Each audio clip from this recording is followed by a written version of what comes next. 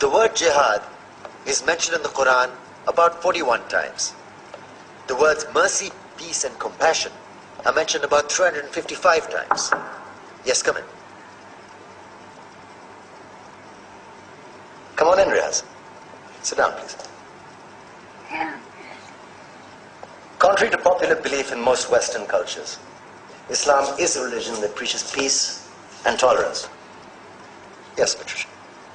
If Islam truly is a religion that preaches peace, then how come the world's most troubled spots, the West Bank, Afghanistan, Pakistan, Iraq, they're all plagued with Islamic terrorism? Well, that depends on your definition of terrorism. Some might argue that the U.S. invasions of countries like Iraq and Afghanistan are also acts of terrorism. No, those were acts of war to get rid of despotic regimes. Or a means of getting at a country's oil. Conspiracy theories. Well, May I? Yes, please. Go ahead, Riaz. Mr. Khan is right. I mean, if we're talking about terrorists, the world's biggest terrorists are the white superpowers. Come on now. No, really, stop and think about it. Explain 9/11. Okay. Do you know how many people died in the Twin Towers strike? Around 3,000.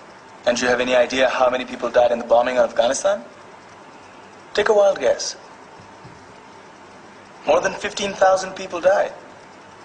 And that's just conservative figures.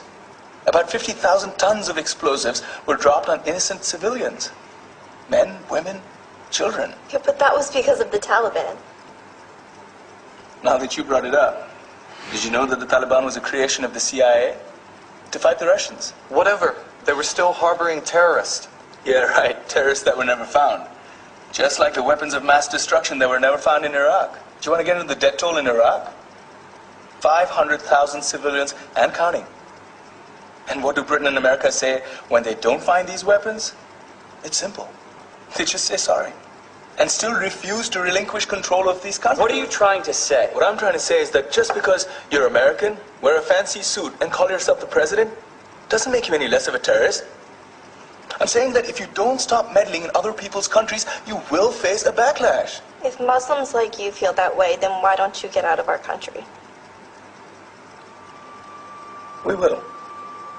As soon as you promise to leave ours.